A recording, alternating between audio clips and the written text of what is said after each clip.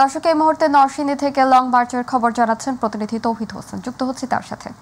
ভারতের আগরতলায় বাংলাদেশ সহকারী হাই কমিশনার কার্যালয়ে হামলার ঘটনায় জাতীয়তাবাদী যুবদল, স্বেচ্ছাসেবক দল এবং ছাত্র দলের যে লং মার্চ তা বেলা 11টার দিকে নরসিংদী এসে পৌঁছেছে।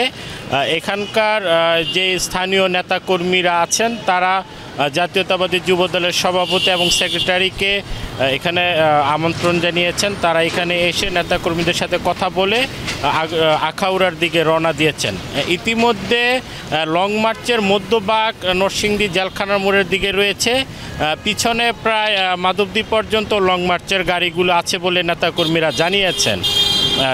জাতীয়তাবাদী যুবদলের সভাপতি এবং সাধারণ সম্পাদক অন্যরা ইতিমধ্যে প্রায় ভৈরবের কাছাকাছি চলে গেছেন বলে নেতাকর্মীরা জানিয়েছেন। এছাড়া প্রতিমধ্যে বিভিন্ন দেশের বিভিন্ন জেলা থেকে যেসব নেতাকর্মীরা লং মার্চে অংশগ্রহণ করেছেন তাদের যে গাড়ি বহর আছে তা একে একে নরসিংদী অতিক্রম করছে।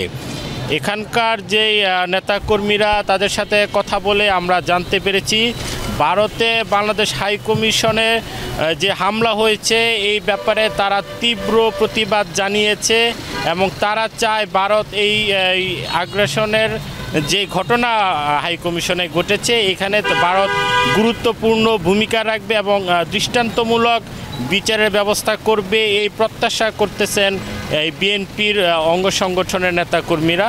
এই মুহূর্তে আমরা যতটুকু জানতে পেরেছি প্রায় 10 কিলোমিটার ব্যাপী গাড়ি বহর এই লং মার্চে অংশগ্রহণ করেছে। আমরা এখন জানতে পেরেছি যে ভৈরবে একটি পথসভা করার কথা রয়েছে এবং সেই পথসভা শেষে লং মার্চটি আগরতলার উদ্দেশ্যে রওনা দিবে। এই ছিল আমার কাছে সর্বশেষ। তৌহিদুর রহমান, মাই টিভি, নরসিংদী। তৌহিদ, আপনাকে ধন্যবাদ।